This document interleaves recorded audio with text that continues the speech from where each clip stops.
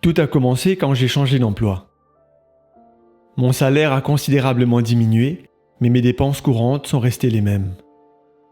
Je me suis encore plus endetté, et c'était de ma faute. Je me sentais mal. Avant de changer d'emploi, je donnais 10% de mon revenu brut comme dîme, 10% comme offrande et 10% aux bonnes œuvres. Désormais, je ne rendis que la dîme, et cela allait prendre au moins 4 ans avant que je n'ai plus de dettes. Mais je ne voulais pas attendre aussi longtemps. J'ai pensé à Malachie 3. Dieu nous invite à le mettre à l'épreuve avec nos dîmes et nos offrandes.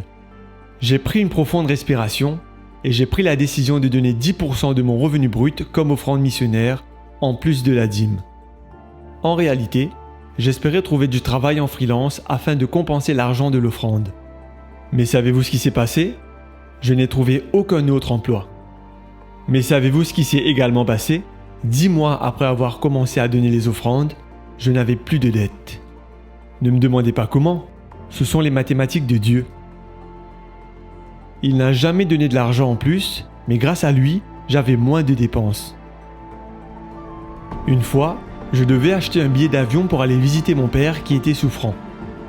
Or, le billet aller-retour ne m'a coûté que 110 $, soit 140 de moins que d'habitude.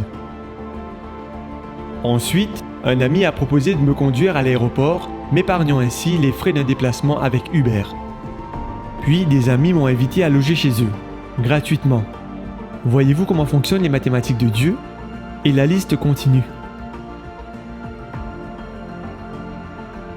Alors que vous rendez vos dîmes et que vous vous engagez, mettez Dieu à l'épreuve, faites-lui confiance et témoignez de la manière dont vous avez été transformé et de la joie que vous avez ressentie en dépendant entièrement sur lui.